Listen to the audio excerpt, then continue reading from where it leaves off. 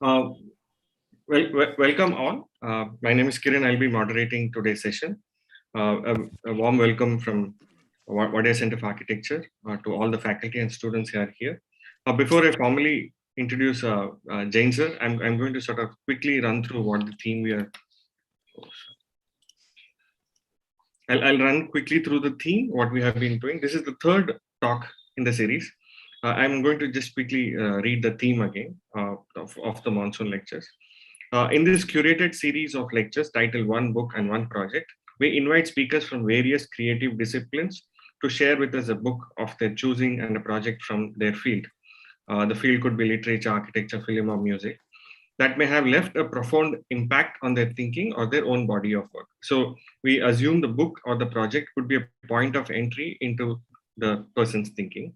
In a world that is highly connected and with information that is readily accessible at our fingertips, the speakers will throw light on how one book and one project made a lasting impact on their creative journey. We had three speakers till now. The first one was Bharataraj Rangan, the film critic, and we had Shabnam on August, and we are very eager to welcome Professor Jain to this occasion. Welcome to college, sir. Unfortunately, it is online, but still we want to welcome to our campus. We hope to meet you in the campus quickly soon. Also, a very warm welcome from all of us. We are also partnering with Anant University for this particular talk. So students of Anant University and faculty from Anant University are also here. We also welcome them. I'm going to do a sort of a quick formal introduction, and Shruti and AK will have a quick note of welcome also. Kulbhushan Jain, an architect and urbanist and conservation consultant, studied and worked with Louis Kahn. He taught at SEPT University, Ahmedabad for more than 4 decades and held various positions, including Director, School of Architecture, Chairman, Doctoral Program. He has been a visiting professor at MIT, USA, UBC Vancouver, Canada, Polimi Milan. He has worked as consultant to NID Ahmedabad, Intact New Delhi, MMT Jodhpur. Jain has published published several books, articles, and conference papers. He has been a member of several juries for national and international design competition. This is a formal introduction. I think we have sort of quick personal introductions also. I request our principal, Shruti, to do a welcome note. Thank you. Good evening, everybody, and I welcome Professor Jain and also Professor Meenakshiben here on behalf of WCFA. A very warm welcome, yes, and we are hoping to see you very soon on our campus. I also welcome our partner university with whom we have collaborated on this series, and I welcome students, faculty, and everybody from Anant University here. So a little introduction from my end. Professor Jain is Professor Emeritus, SEPT University, distinction which is very rare in academia. And I mean, it's a privilege to have you here, sir, with so many decades of your experience in academics as well as practice. Extremely humble with his contribution to the field, Professor Jain continues to inspire all of us across the country and beyond. Without taking much time, I would say that he's been a teacher to many teachers who are present here, and we are very grateful to have your presence and reconnect with you in a very different way. And we have been very excited all these days before the lecture to have you a part of somewhere what we are building and nurturing as an institute. Professor Jain has also been instrumental in developing the master's program, which at that time in India we only had bachelor's program with a clear intention to create teachers. And I think so would be very glad to see that there are many teachers that have come through the programs that he has mentored, initiated, and contributed to. So this is a huge departure from where we were in India 4 decades ago, and we thank you for that. I also would like to say on a very personal level that my connection with sir and ma'am has been not only as a student, but I continue to go to them for guidance about the relevance of our of how we teach and methods that we should employ today. At the same time, I also run down to them for with all my confusions about how do we nurture institutes of value. And with this, I would also like to invite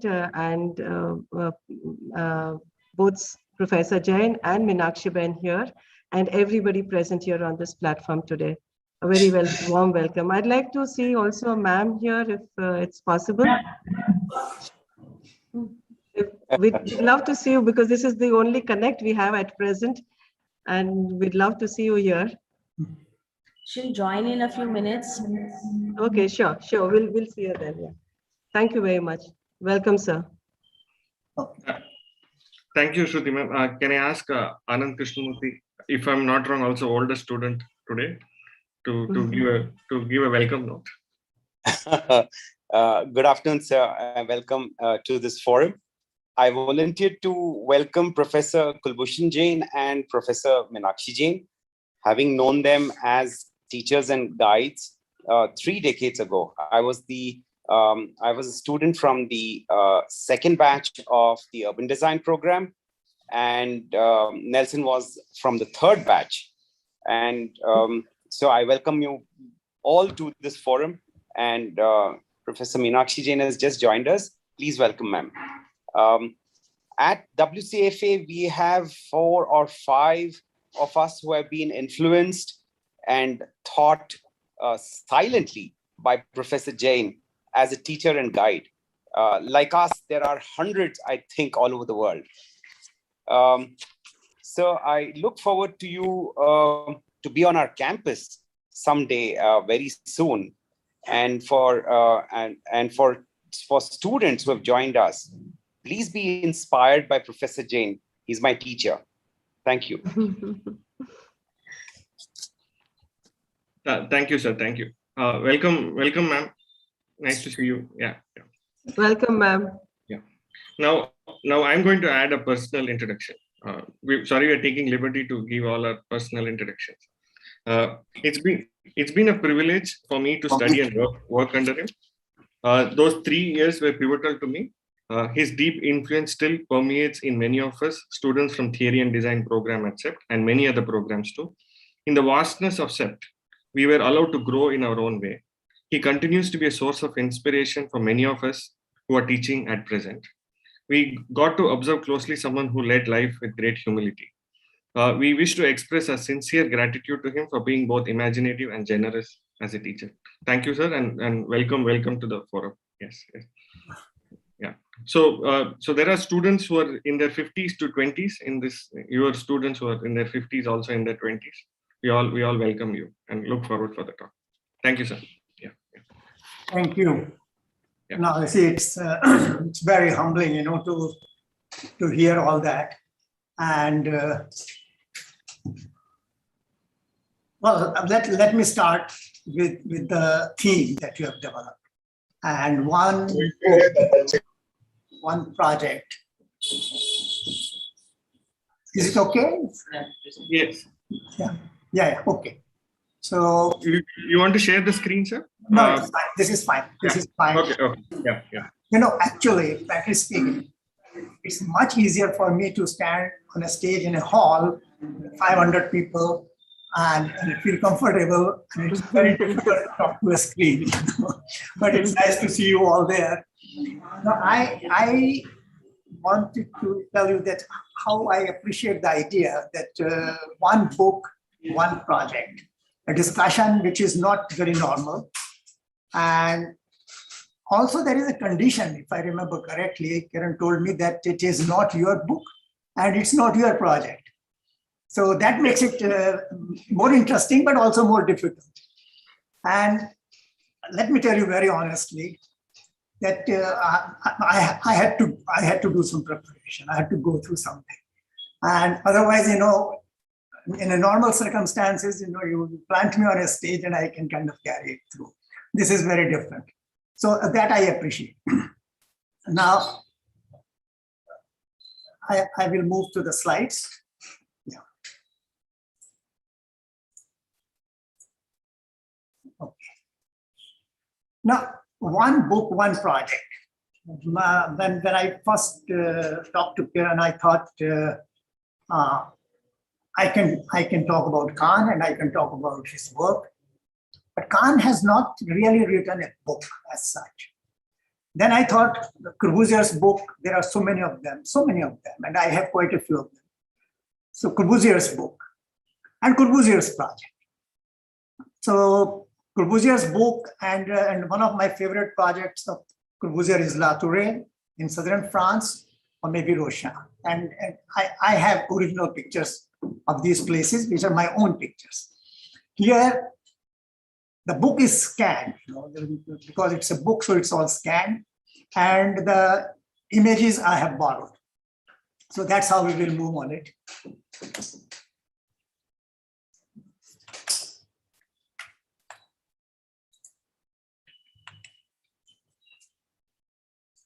The book is Creation is a Patient Search. Now, this is the book by Corbusier. And on the left, you can see the title page. It's interesting to see that the title of this book, the cover page, is a painting and not a building or sketches. He chose a painting, and I mean, this is something which tells a lot.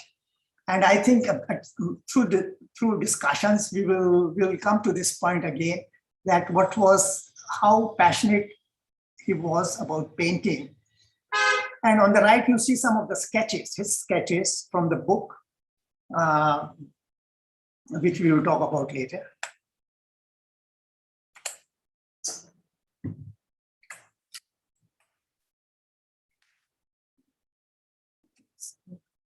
Creation is a Patient Search by Le Corbusier. This book was published in USA by Frederick A. Prager. Copyright is Le Corbusier. I don't know, with the copyright book, we are making a complete presentation here, if there are any implications. And it was published in 1960, the third printing in 1967. Now, that tells a lot in the sense that these pictures at the bottom are not from the book. But it's a very different book, very different printing technology, even though it was printed in USA, than what we can get today. I bought it in 1969 in Philadelphia, USA, 52 years ago. And so occasionally I have seen it, but I was happy to be reading it after a long time. Now, within the title, inside cover, there is a little bit of writing. This book is not merely by and about Le Corbusier. It is Le Corbusier.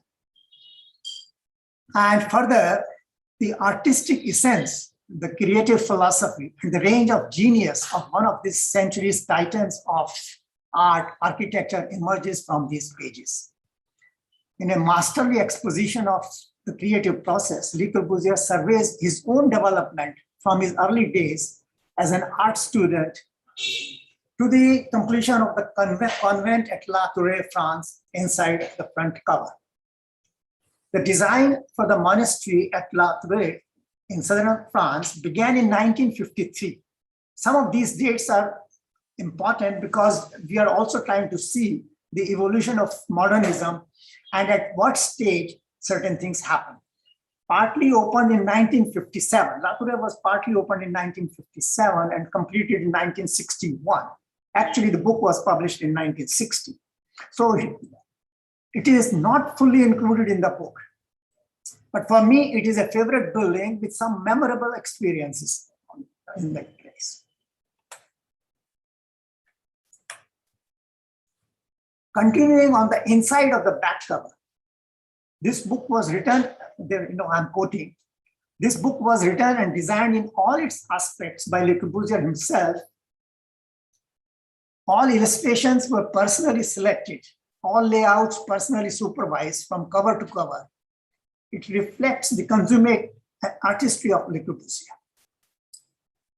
This comprehensive document of 1960 is, in a way, a professional autobiography because it essentially talks about his art and architecture. Le Corbusier died in 1965, although the book is divided chronologically in 3 phases, 1900 to 1980, 1919 to 1939, and 1940 to 1960. But it does not adhere to the sequence strictly. He goes back and forth at times. Le Corbusier, originally named Charles Althor Jeanneret Gris, was born on October 6, 1887, and died on August 27, 1965 in Switzerland while swimming. As a matter of fact, the story goes that he was swimming in the sea and there were people around, and people saw him drowning actually and tried to help him, but he refused to help. So it tells about certain things of his, even at the last moment. He moved to Paris in 1914, and in 1930 he became a French citizen. His background was rooted in an environment of skill and craft, particularly dealing with machine tools for the manufacture of clocks. His father had an enameling workshop and came from kinship group of Jeanneret Gris. Le Corbusier, rather early in life, dropped Gris from his name. His father was a keen mountaineer and mother, Epere, was a musician. His elder brother, Albert Jeanneret, was a violinist and composer. Corbusier's earlier years were spent in this kind of atmosphere.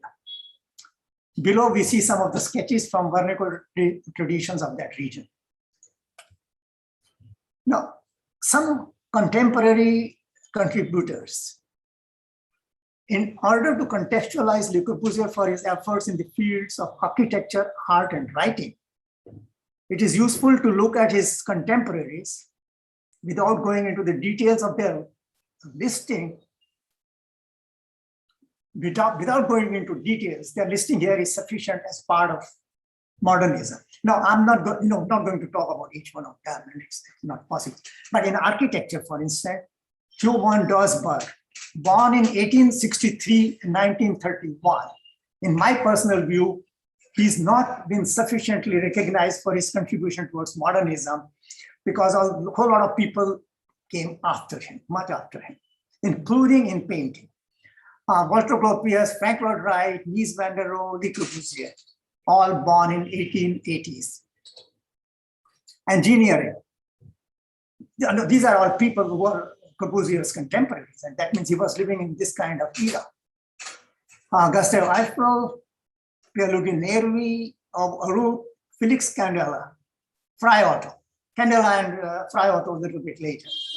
In science, Louis Pasteur, Thomas Edison, Marie Curie, Albert Einstein, Henry Fabre. These are his contemporaries.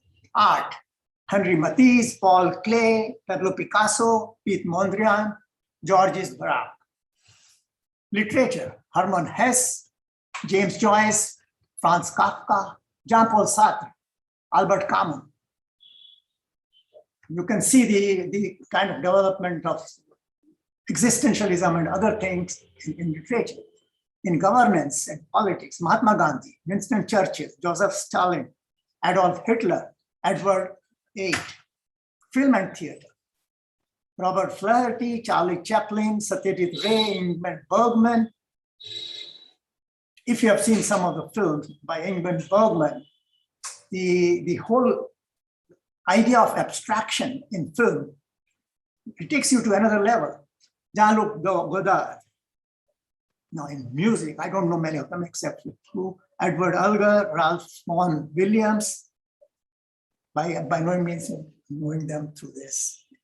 Igor Stravinsky, William Grant Still, and Dmitry Shostakovich. Now there is, I'll read this thing, this is a straight slide from the book. Le Corbusier, from 13 to 17 years old, the tool of the watch case engraver in his hand, or the goldsmith's hammer and chisel, he started working as, and that's in Switzerland, as engraver for watches. at the age of 17 and a half, tackles the building of his first house, included in.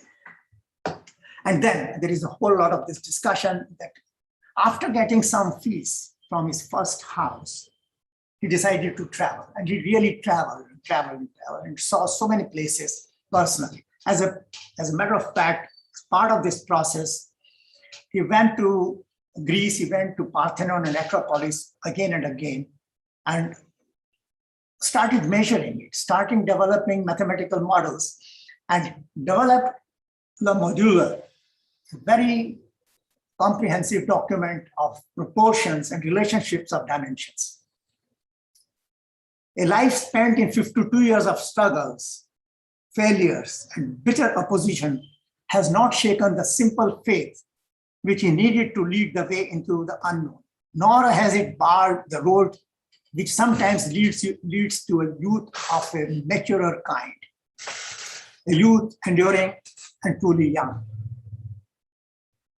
In 1914, this discussion will come again a little later. In 1914, conception of Tomo Ino house was already there. Now this is a studio, painting studio. He used different studios for painting and his architectural work. And as a matter of fact, he called himself an acrobat. And this I'll just read through. An acrobat is no puppet. He devotes his life to activities in which, in perpetual danger of death, he performs extraordinary movements of infinite difficulty. With disciplined exactitude and precision, free to break his neck and his bones and be crushed. Nobody asked him to do this. Nobody owes him any thanks. He lives in an extraordinary world of acrobat, a world of his own. Result, most certainly, he does things which others cannot. Result, why does he do them? Others ask. He is showing off. He is a freak. He scares us. We pity him. He is a bore. And it is metaphorical. He places himself in this kind of situation. The only time, Corbusier had been married and married to his work and to himself. In gratitude to my wife for 35 years of wonderful devotion, for surrounding me with blessings of quiet affection and happiness. The only time I have had chance to go through several of his books, and this is the only time and only place I find Corbusier mention his wife. And this picture is part of the book.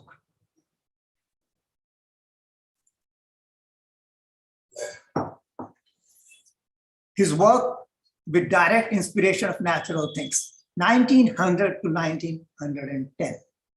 Studies at the new section of La Chaux de Fonds School of Art. I don't know if I'm pronouncing it correctly, French.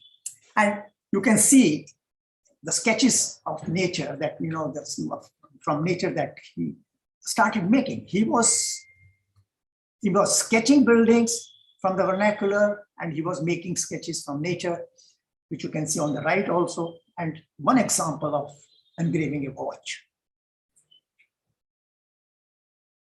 Initially, while still in Switzerland, Le Corbusier worked with architect René Chapelot for some of his projects. La Fallée in 1905, La Sauter, La Ville Jeanneret Paris, which was his family's house on the right. From my point of view, this house, 1912, is particularly important because you can easily see two parts of this house. The roof, which is actually part of the regional traditions, and just below the roof, the beginning of modernism. He travels, as I mentioned earlier, sketches in Athens. Athens was, because that was his favorite place. The Parthenon appears because it is off-center. And Propyle disclosed to one side the whole panorama of the sea and the Peloponnese. Now, there are a whole lot of theories about the way Acropolis is organized with different temples and entrance. And it is not symmetrical. It is based on some principles of perspective, which is a complete discussion in itself. First major point of departure, conceptualizing house in a very futuristic domino, the time of 1940, World War I. Corbusier witnessed both the world wars. 1914 invention of house, and a most unexpected invention at that time. A forecast of the potentialities of reinforced concrete, of mass production, of human scale, of the modern factory. This type of building never found acceptance, either in reconstruction schemes after 1980 or since 1945. It was too new.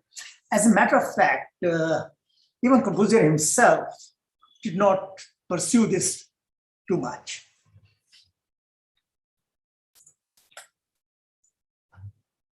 Le Corbusier leaves his native town and sets up in Paris. First painting dates from November 1918. He was 31 years old. It was Space and Light, the chimney piece. The painting, that's how it appears in the book. And as part of this process, I also tried to look at the internet. The colored version is available on the internet. Next one, please. Corbusier worked with Auguste and Gustave Perret. Generally we talk about Auguste Perret and very little about Gustave Perret, who was his brother, and they were running the office together. Where Auguste Perret gets Ozanfin and Jeanneret to meet. Now, Ozanfin himself, an artist, written very well, and his prophecy was about, he told Corbusier, nothing will be built for 40 years. Thanks to him, Jeanneret started to paint at the age of 31. The year 1919 was significant as the Spirit Noble started publishing an international review of contemporary activities. It is at this time, in introducing the architectural problems, Jeanneret took the pseudonym Le Corbusier. In 1921, Pierre Jeanneret joined Le Corbusier, his cousin. And Pierre Jeanneret did a lot of work in Chandigarh also. So in 21, he joins him in architectural section. In 1922, the grand study of a contemporary city of 3 million inhabitants was exhibited in Paris. This was also the time when Corbusier wrote extensively and published several articles across the world. In 1923, his book, Words on Architecture, was published. The English version of the book, Towards a New Architecture, was published in 1927. This is first important writing on modern architecture. And it appears a rather simple book, but frankly speaking, you start reading it and it is not that simple. The period between 1919 and 1939 was devoted to painting, ideas of new cities, writing, and research. In 1922, he designs for house at One Crescent, really marked the beginning of the Le Corbusier's architectural research. On the left, you can see the house. And then he made several sketches in 1925, proposed house for Madame M in Paris.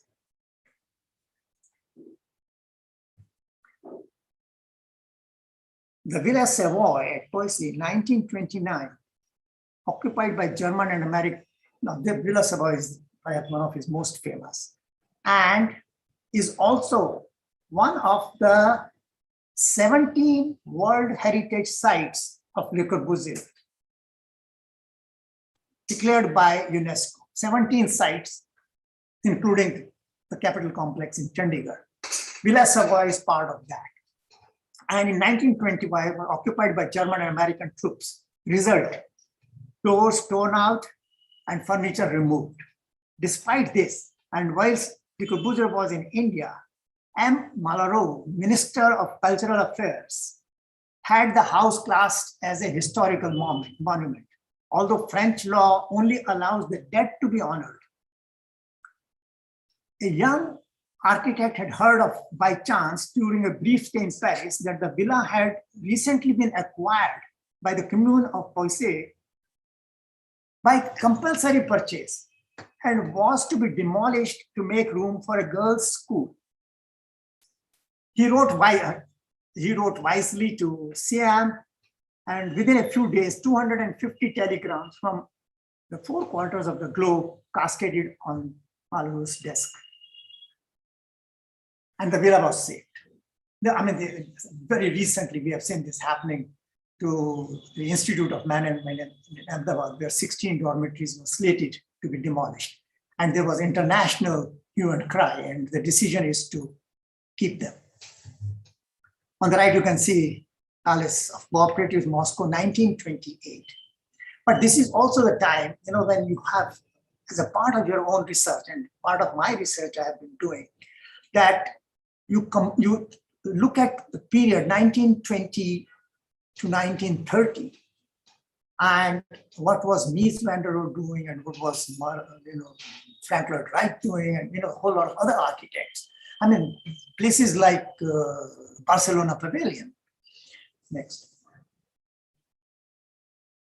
1930-31 Swiss Pavilion in Cité Universitaire of Paris. This is, I don't know how to take it. You can interpret it in your own way. I just read it. The inauguration ceremony was like a funeral. This building has been constructed, and the inauguration ceremony was like a funeral.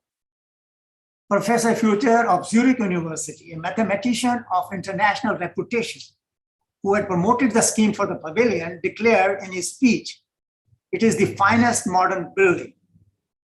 Silence followed. The fanfare of trumpet was the only cheerful response. The President of the Republic, Albert Lebrun, on being shown round, said, "It is the first time during my term of office that I have opened a building which is finished apart from the plaster and pots of paint. There are even flowers on the tables and ashtrays." So these are the kind of reactions a lot of his early works were getting, and I actually even later. In 1936, Lucio Costa from Brazil requested the minister Capanema invited Le Corbusier to Rio to work in collaboration with Costa and his pupils on plans for the Ministry of Education. This is from the book. The site had been badly chosen, and Le Corbusier looked about for another. On the eve of his departure, the minister said to him, "Politics will prevent me from using this new site. What shall we do?" Le Corbusier replied, "Cut the office block vertically into 2 or 3 slabs and put them one on top of the other. At ground level, leave things the same. Specify pink Rio granite for the whole of the site and work, and for the site work, and for the end walls also the same pink granite." This the team did. One day the minister said to Le Corbusier, "You have cited it all wrong. One of the 2 elevations faces north. In southern hemisphere, the sun strikes the north side." "That doesn't matter," said Le Corbusier. "We will fit Bristol," which it fitted on several buildings, even in Carpenter Center, Cambridge University, Boston. Next. Harvard University, sorry. Now, this is an important phase when this important project was successfully put together. The phase between 1940 and 60 started with the war in 1939. The war lasted till 1945. During this time, Le Corbusier had several meetings with Raoul Danville, who became the Minister of Reconstruction. He entered into an agreement with Le Corbusier to build the Unité de Marseille. 5 years of storm, spite, and uproar followed. Despicable, ugly, a hue and cry by the press. Claudius Petit, who succeeded as minister, showed his courage by taking Le Corbusier's part. After its completion, a case was brought against Corbusier by a society for 20 million francs for damaging the French country, the countryside.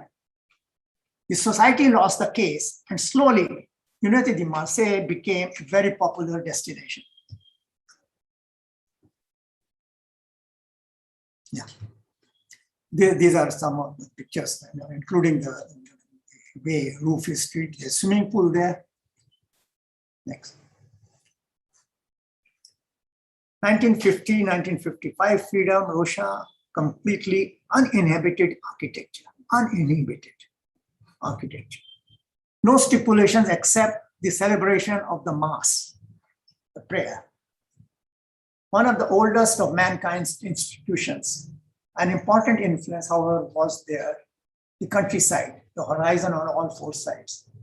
These decided the design and the phenomenon of visual acoustics. Visual acoustics found formal expression. This is something we don't think too much about, but yes, it talks about it in 55. Forms make a noise and are silent, some speaking, others listening. Now, these pictures are not from the book. When we traveled this, but I want to show Roshan, his whole, the space, light, and the mood. The top two pictures show one wall, which is how he has articulated the openings and how these openings create the mood inside, as you see it on the right top picture. And of course, at the bottom, you can see these things that go above the skyline of the building, the periscope, which also bring light.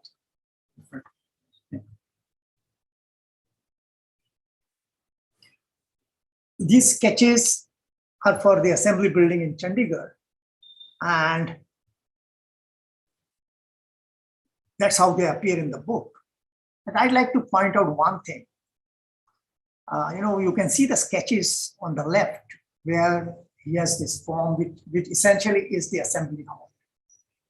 And this was inspired while flying over Ahmedabad, and we had this kind of silos, huge cooling towers for the power plant, hyperbolic paraboloid, several towers which have been, they are no more relevant, and different technology has been used for cooling the system.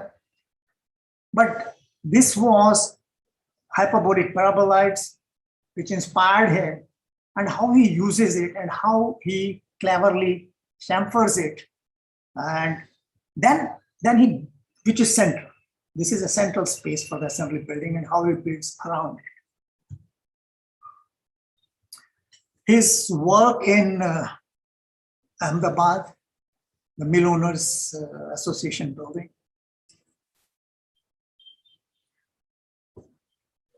Next. Can you go back? Yeah. Then in the second part of the book, he talks about profession, but which is essentially, I'm not talking too much about it. It is essentially about painting and his time. He spent a lot of time. Now, you see, he is in the presence of Picasso.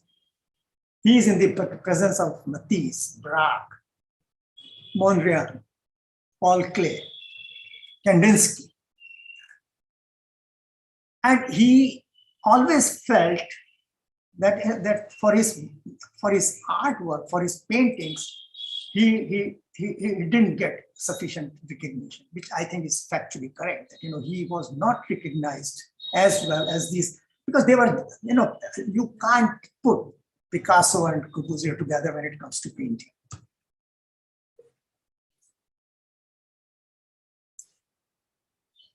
he talks a lot about drawing. He always used to draw.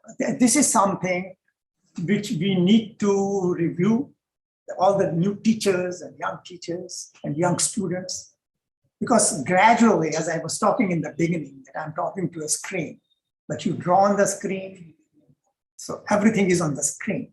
But I personally believe, and I agree with this, that drawing with hand, with pencil, pen, sketch pen is still very important.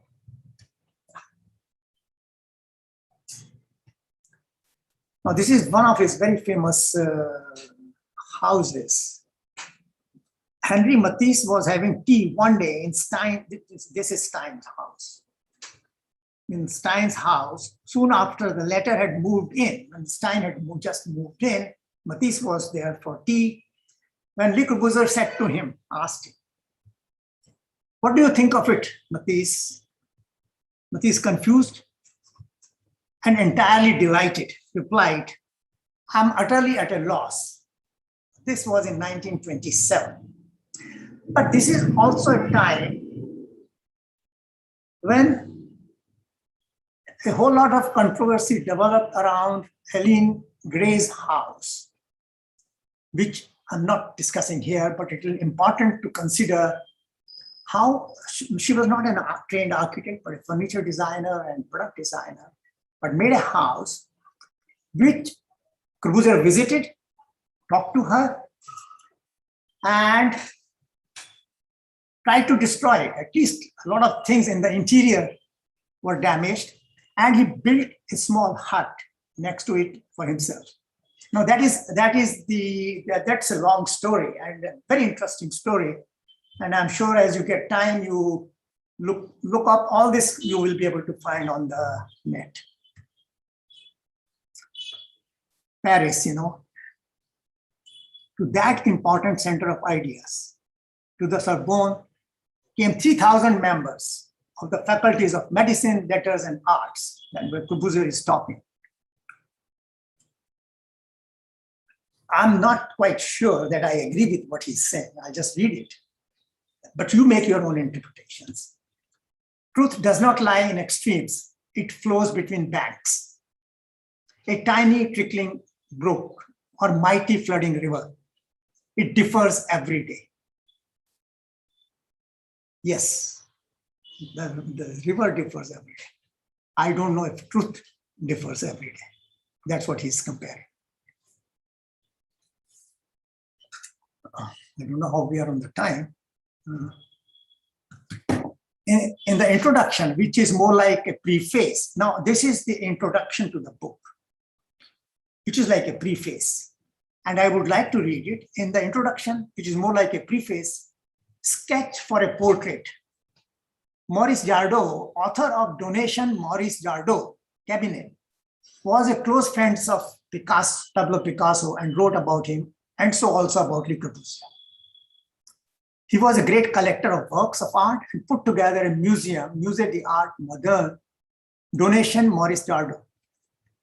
And he writes, it often happens that in a reformer, the man is obscured by the teacher, and that the attitudes which circumstances demand are taken for qualities of character. His actions both expose and hide their author. And the picture painted by his renown is more of a mask than a mirror. Nobody in our day has had more to endure than Le Corbusier. From the misrepresentations which fame bestows. That is why this sketch for a portrait may be of some use in prefacing a book containing the essence of a life work, upon which an ill-informed, wayward, and insensitive opinion has based its conception of the man who composed it. Jardot adds, in his desire to redress the balance, the writer of these lines is laying himself open to a charge of presumption. For, to be frank, he has no more right than others to sustain this role. And yet, if he is not the sole, nor the oldest, nor the closest friend of Le Corbusier, he is perhaps less burdened than most by those innumerable interests which batten on friendship, or which are often its principal inspiration.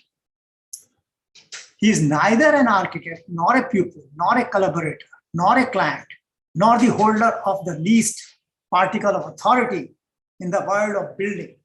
And he believes that his absence of entitlement is here an advantage. Jadot interpreting himself.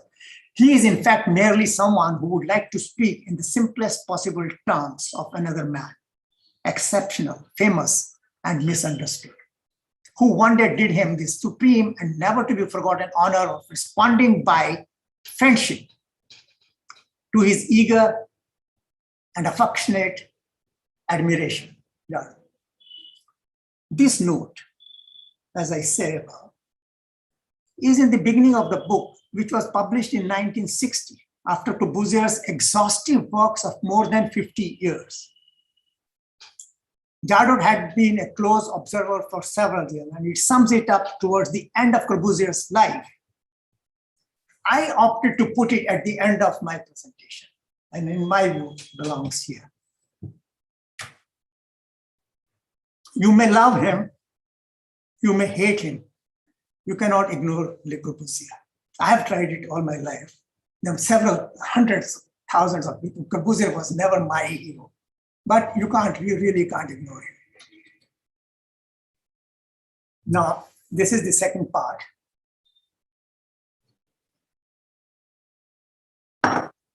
My paradox, my own complexity, that I'm not such a great admirer of Corbusier. And I choose to talk about this book. The problem in this part of the presentation is that I had a great opportunity to work on this building in Khan's office, but I could never go and see it.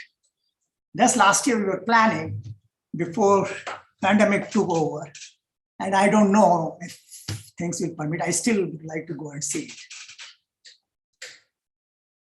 I was very fortunate to have worked and studied with Louis Kahn between 1967-69. During this time, my regular task was working on the revisions for the roof of Dhaka Assembly Building. From time to time, other projects needed assistance, and I worked on the Palace of Congress in Venice, Synagogue of Hurova in Jerusalem, and the Kimball Art Museum. My regret is that I could not visit the Dhaka Assembly nor the Kimball Art Museum. I have seen Khan's several other important projects. Now, an interesting part of the Dhaka Assembly, I think I can mention, I don't know if I will run out of time, but let's see, that what you see in the original project and a huge concrete girder across spanning the assembly building, by the time they reached 5th floor level and 6th floor level, they discovered, I don't know how it can happen in such an important project, that the soil could not take that heavy load. The roof girders were 60 feet high. And so the whole thing was that the girders, those concrete girders had to be dropped. And a very light roof had to be built. And that took a lot of time to develop. And it's a kind of a shell, which you will see, anywhere you see, you'll see that shell. Now, I just acknowledge the photographers and the references here. This is the photograph showing west facade with a cluster of trees in there. This is the entrance. This is the entrance area, and yeah, this is the entrance area. And you can see a very early sketch by Khan.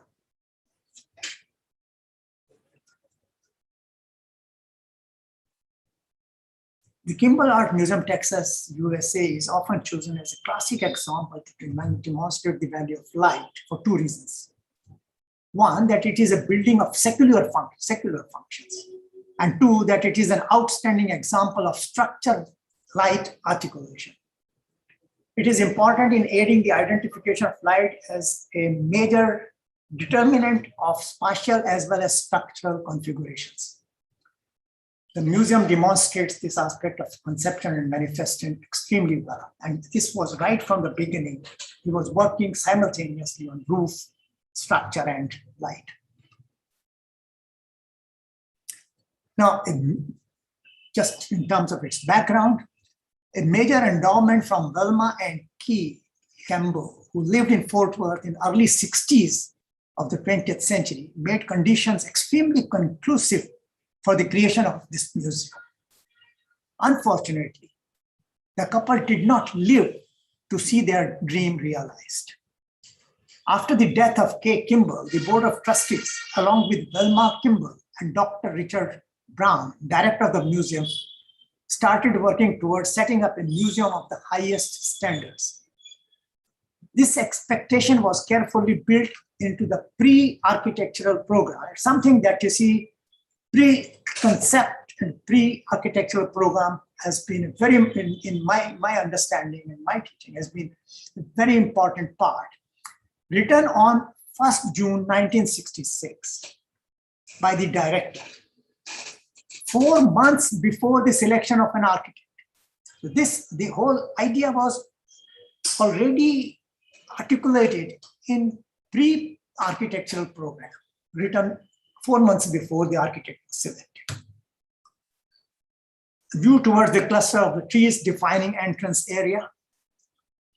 In setting out goals and expectations for the building, the director of the museum had clearly stated that the final outcome should be a work of art itself.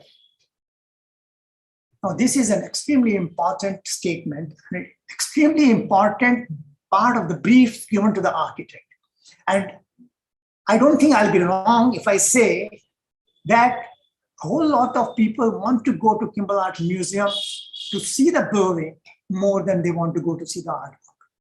And further, that the form of the building should be so complete in its beauty and that additions would spoil that form. As already stated, natural light would be the key factor. The building, once it was built, succeeded in achieving all that was expected of it. Velma Kimball did interact with Louis Kahn in the initial stages of the design before she too passed away. Together, the management and the architect succeeded in realizing the dreams of the Kimballs.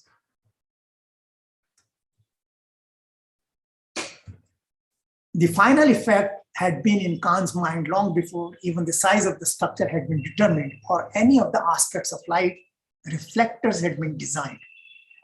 In November 1967, about a year after his appointment and 5 years before the museum was opened, he had given a lecture to the New England Conservatory of Music, Boston, during which he said, this is, I quote Kahn, which has been quoted by Brown, the director of the museum.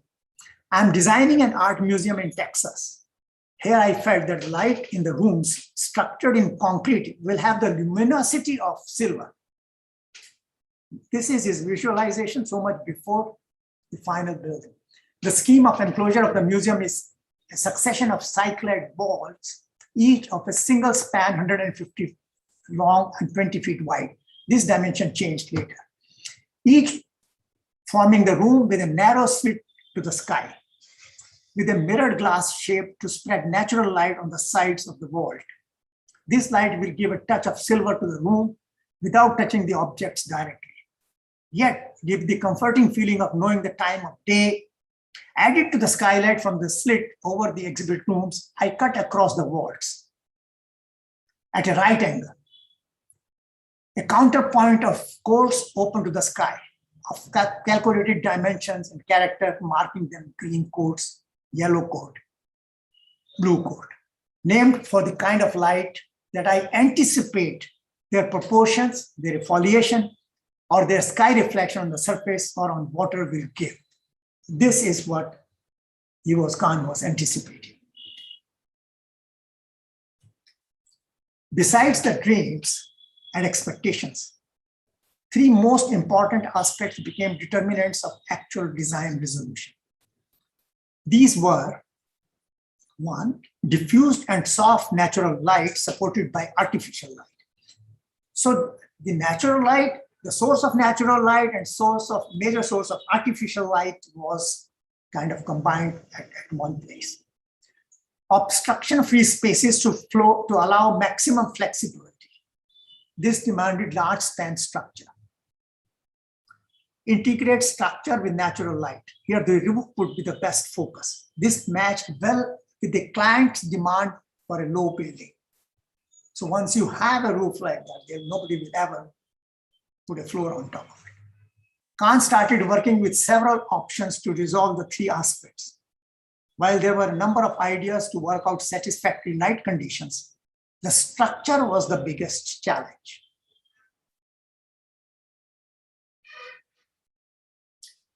It is at this stage that Khan's old friend and brilliant structural consultant, Dr. Commandant, gave a conclusive and very sound suggestion of making cycloidal barrel vaults. A cycloid is now what is a cycloid? A cycloid is a curve where path traced by a point on a moving circle in a straight line gives the shape which, when extended along its outline, provides a phenomenally strong form. This led to modules of 100 feet by 12 feet, or 20 feet, I'm sorry, 100 feet by 20 feet. It is a system comparable to thin shells. A vault is generally an arched shape that works as a compressive element along the short span. Cycloid works along the longer span and can be slit at the crown, the position of a keystone in a normal arch. Now, we cannot imagine a normal vault or a normal compressive element like an arch to be opened, actually, which is the place for keystone. This one resolution of the structural design sorted out all the three aspects. Cables laid with the concrete were stretched after its setting, bringing about a post-tensioning force, fairly common in bridges. Next. Now, this is available. It is uploaded by some Manas Patnaik. He is explaining epicycloid, which is when the point on a circle moves along the curve. Hypocycloid, which is the reverse curve, and cycloid. We are concerned with the cycloid, and you can see this green circle with the point moving along a straight line, giving a shape which is not part of a circle. It's not circle, it is not semicircle, it is not segmental.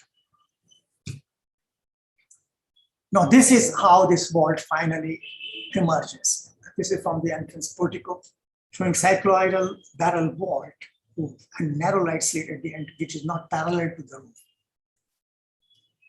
roof. The plan and photograph showing a center, extremely simple plan. There's nothing complicated. This is about the same time when Khan was deeply preoccupied with diagonals. He was working on the Institute of Management, Ahmedabad, where the diagonal geometry is the most prominent aspect. But here, extremely simple plan, but extremely rich in its final form. The entrance lobby, you can see the pictures. He made these front porticos, large porticos, 3 such large porticos in 3 bays. And he called it sculpture outside the building. But you will see later that this part, which is like open, finds extensive use today. This is the entrance lobby, beautifully unconnected. It connects to the outside and the reception counter. You can see the whole.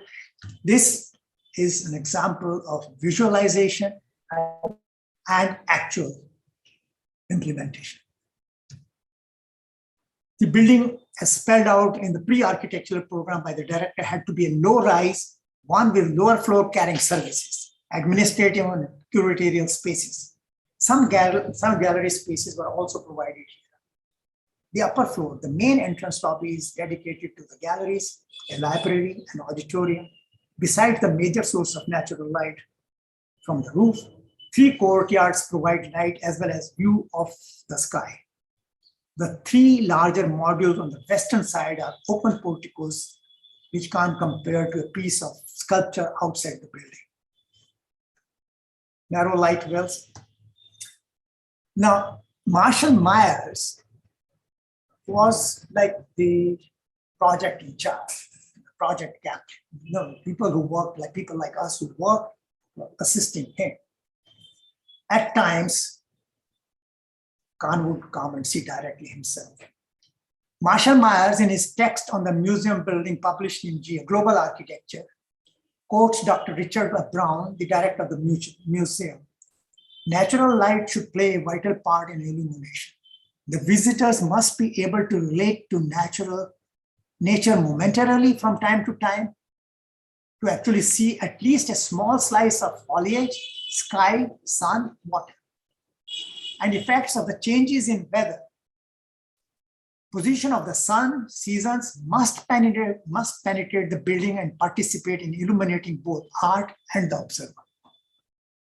The creation of ideal total visual situation, of course, involves the physics, physiology, psychology of it. That is all levels of perception. But we are not after a measurable physical quantity or a physiological reaction. We are after a psychological effect through which the museum visitor feels that both he and the art he came to see are still a part of the real, rotating, changeable world. So these are two courtyards, small courtyards. 6 years later, in June 1972, when the project was nearing completion, Myers quoted Khan again. Where are the bounds? This is Khan. Where are the bounds within it where one can realize that natural light, whatever degree you can get, from which you can feel the mood of the time of the day, and the cloud that passes over gives the room a feeling of association with person that is in it, knowing that there is life outside of the room. And it reflects the life-giving that a painting does, because I think that a work of art is a giver of life. So light, this maker of presences, can never be in any way brought forth by a single moment of light, which the electric bulb has. And that natural light has all the moods of the time, of the day, the season of the year, and that year for year and day for day be different from the day preceding. And that one can find.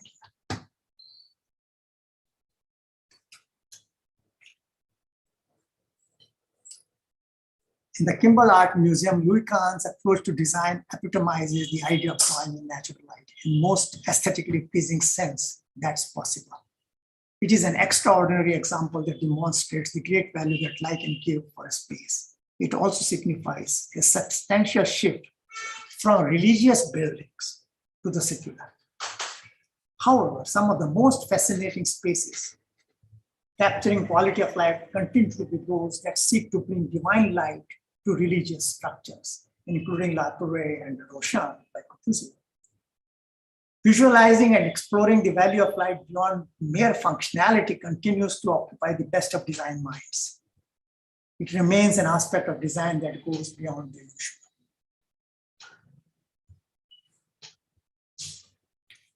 Vaulted spaces are free and flow into one another.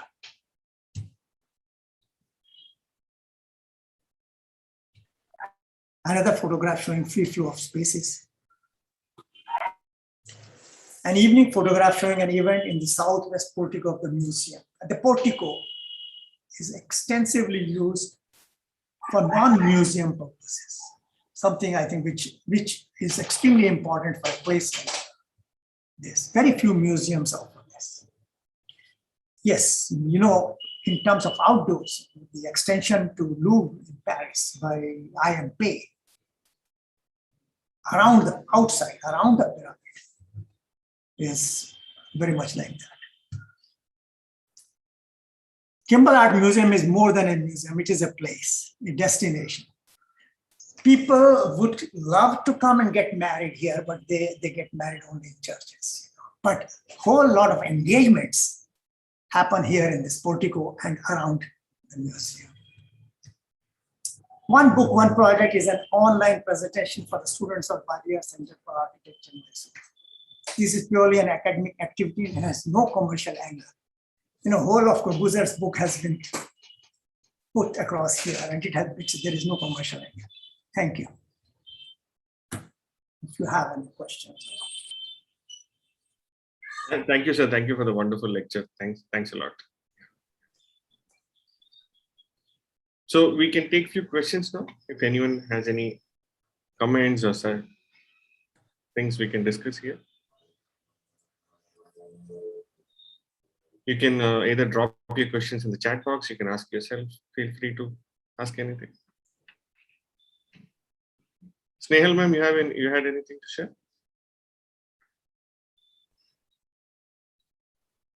Thank you.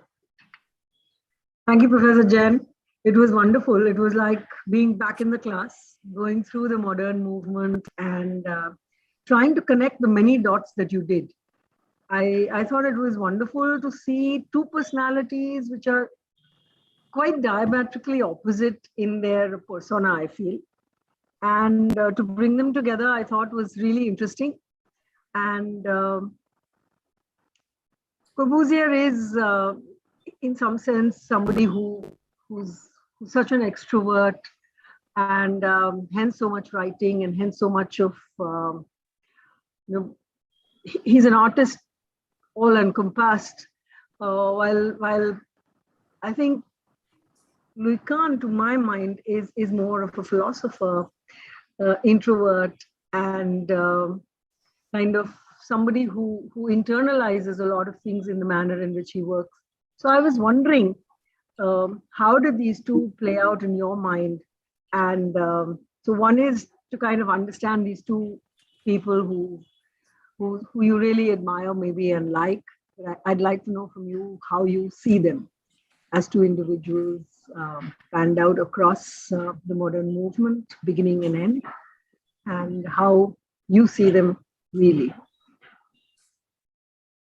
Well, Snehal, you have touched the right point, Well, for me, I'm not very comfortable on screen, but I have talked across. And I'm talking about a topic or something has never been a very serious problem.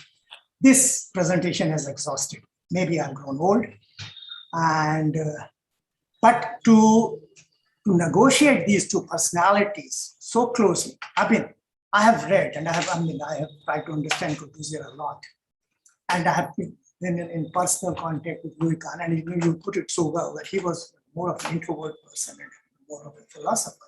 He wrote very little. He said something, and he said things which could be expanded beyond a point.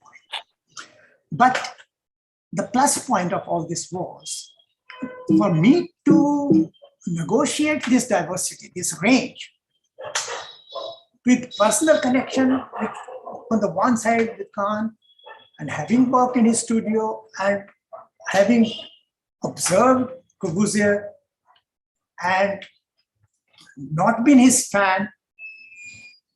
I'm not his fan, but I think, we went to see a whole lot of his building and spent a wonderful time in these places. But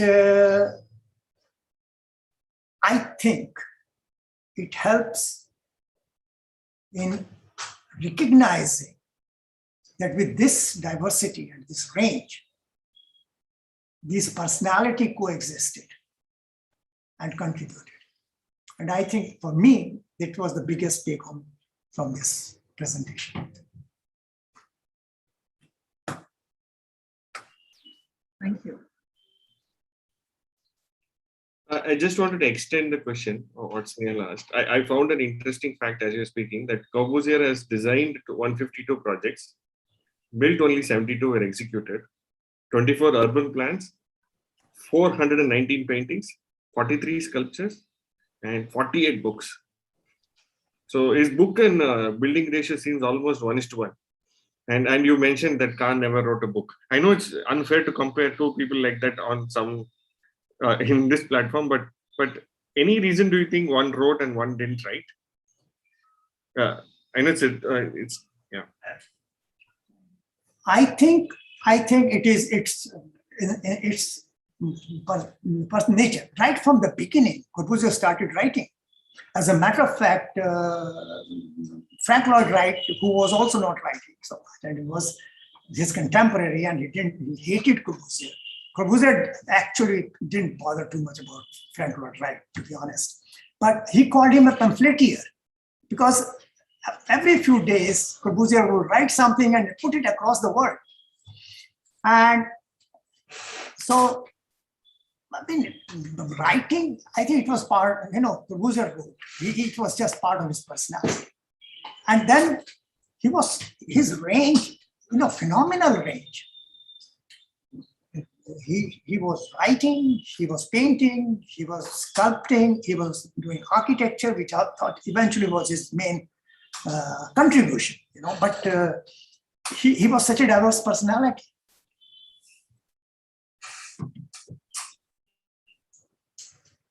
Yeah.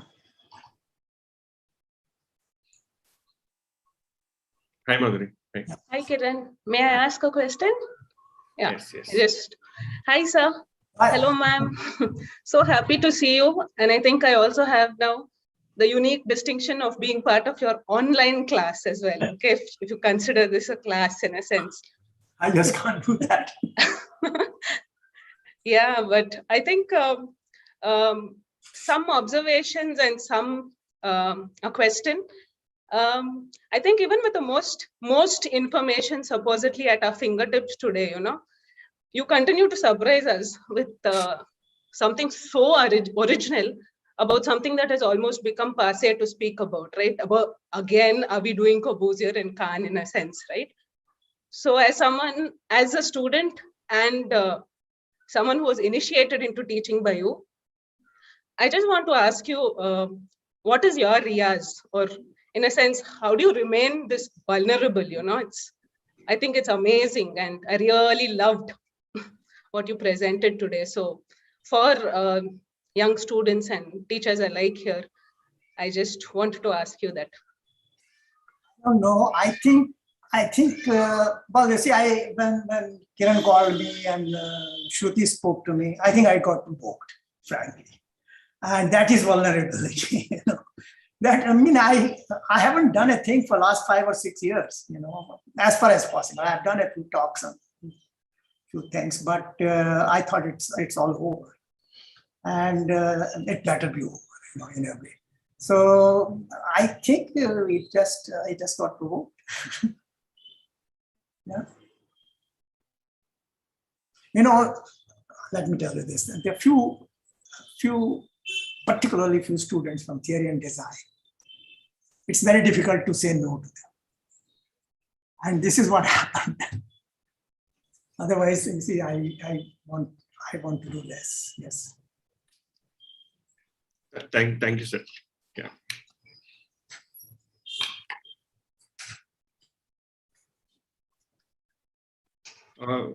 Anybody else has any questions? Any observations?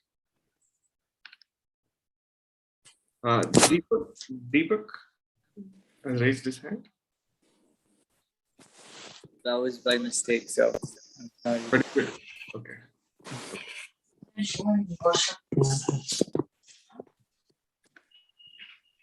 Kiran, Ramalakshmi here. Hi, Ramalakshmi. Hi. Yes. Can I make a remark? Sure. Yes. Good evening, sir and ma'am. Good evening. I just had a remark. I found it particularly interesting that you showed Rosha, which is though a religious building, has a very dramatic quality of light, versus Kimball, though a museum, has a very religious quality of light. So I found it very interesting that you chose to highlight these two buildings and their light quality, regardless of their typology, the way they exploded. Is it for a reason you consciously chose to contrast these two, sir? Well, yes, in a way, because I think, we have mostly been seeing light in religious buildings, in temples, temple near Udaipur is famous for that. But Khan's expectation was for a secular building. And why secular buildings cannot address this equally well? And I think even the four pictures that I showed from Gosha are not part of the Kulbhushan's book, but they bring out the quality that you're trying to see, and how. But it's also not the typical light that one expects in a church. So yes, and it was definitely a deliberate attempt. Thank you so much. So very thought-provoking session. Kiran, can I Yes. go question? Sure, sir. So yeah. Professor Jain and Mrs. Jain, good evening. I am Dhyan Beliappa. I am an architect teaching at WCFA. I was a student at the School of Planning in Ahmedabad, probably around the same time when Anand was there. Okay, I have I'm looking at the choice of architects that you have chosen, one a book and one other thing, and also their connection to Ahmedabad, because both of them, one from Europe and one from the US, have done projects or have done work in Ahmedabad itself, India, and also in Ahmedabad. I would like you to, look at it and, some sort of a comment on where you think, who has been a stronger presence. Of course, you have also had the good fortune of having worked with Khan, but in terms of their response to having worked in a, at that point of time, a condition which was pretty alien to what they were used to working. Well, you see, naturally, see, I see myself very well connected with Louis Kahn, both in a personal sense, in a philosophical sense, and professional sense. Corbusier's presence in Ahmedabad, in my view, is much stronger than Kahn's presence. Corbusier has done 4 buildings in Ahmedabad, and they are not very big buildings. 2 are houses. But he broke the prevailing mood. And I must compliment the clients, the mill owners of Ahmedabad, the industrialists of Ahmedabad, who invited both of them were invited by these industrialists of Ahmedabad to allow him to do what he wanted to do. Now, one can examine these buildings because I know initially,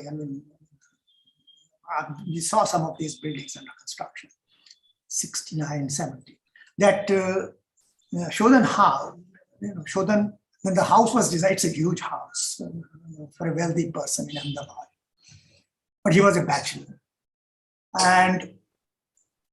But slowly he's, the house kind of overpowered him. And so but how much it opened for other architects, even the Institute of Management, I can't, opened so much for architects of Ahmedabad. And then, of course, Mr. Doshi was here. He was initially working with Corbusier to take care of his projects. He worked in Chandigarh, he worked in Ahmedabad. But this went on, and I think it's quite strong.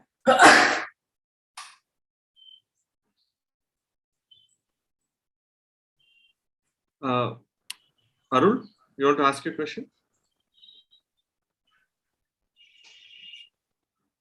Arul, you are there? Hi, Kiran. Can I ask a question? Sure, Sarabhi. Go ahead. Yeah. Hello, sir. Hello, ma'am.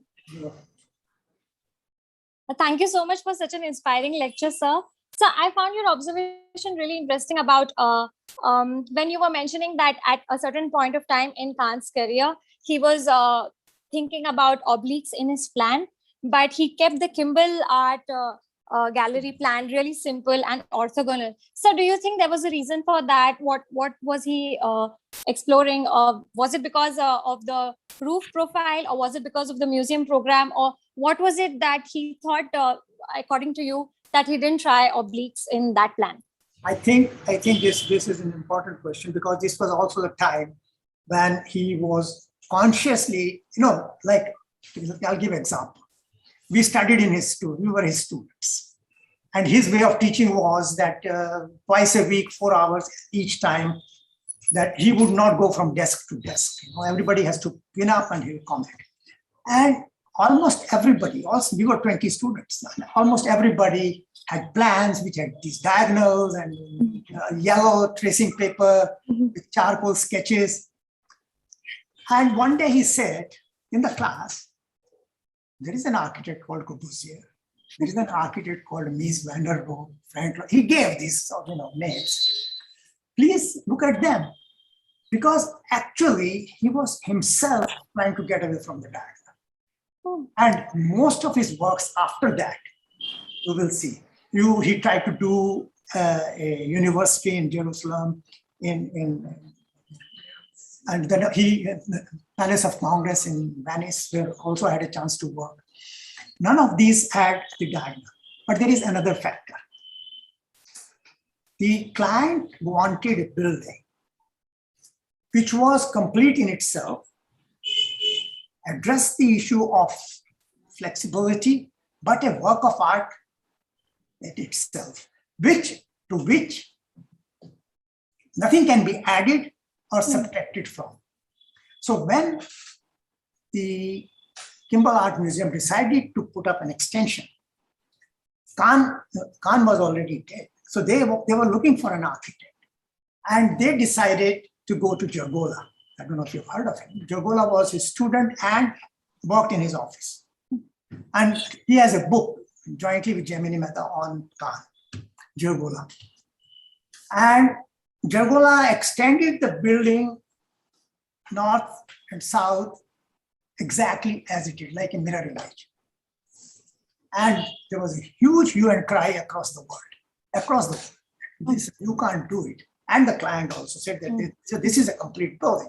And later on, Renzo Piano came in and he has put up a building across from this, discussing. But this was also the time when Khan was getting away from the diagram.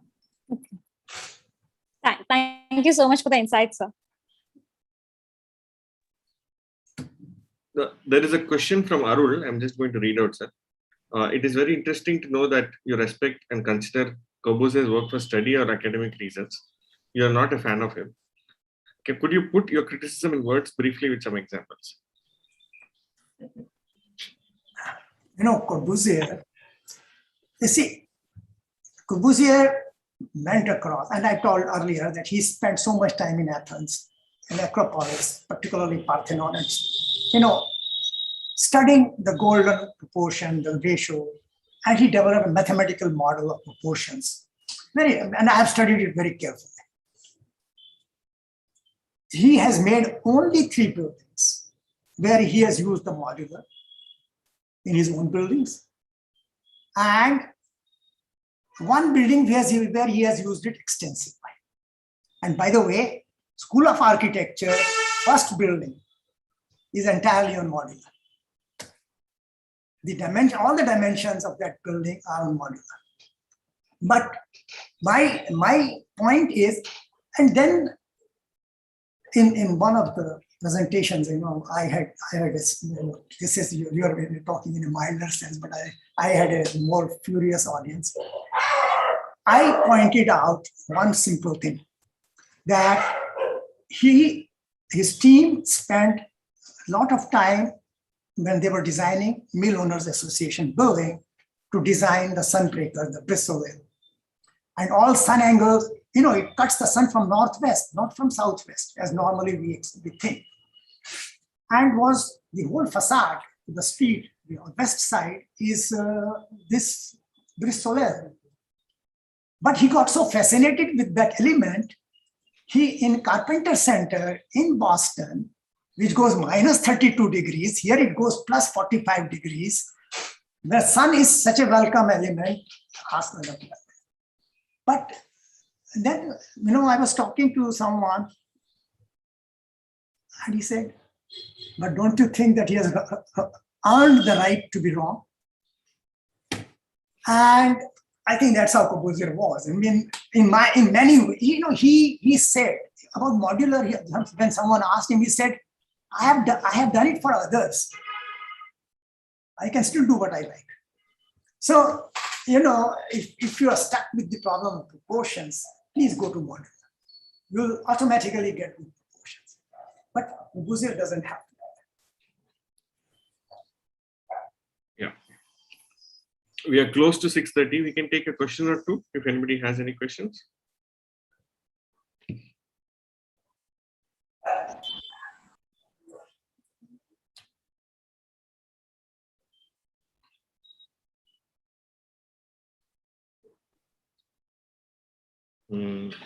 Okay.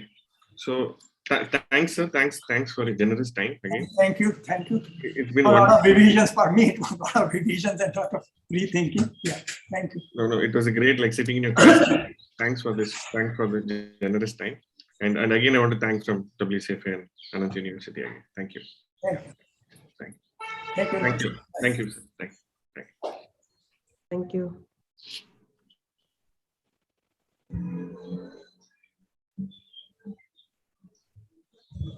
Thanks, Kiran, for all the hard work. Thank you all for attending. Yes. Thanks, Kiran. Thanks a lot. Thanks. A lot of students to see. Yeah. So nice to. A lot of students have come together. Good. Yes. Thank you all for attending. There's one message. Let's see this. Oh yeah. Okay. Yeah. Thank you. Thank you. Chitapa, you can stop live also. Yeah. Chitapa? Yes, sir. Live streaming is stop on today.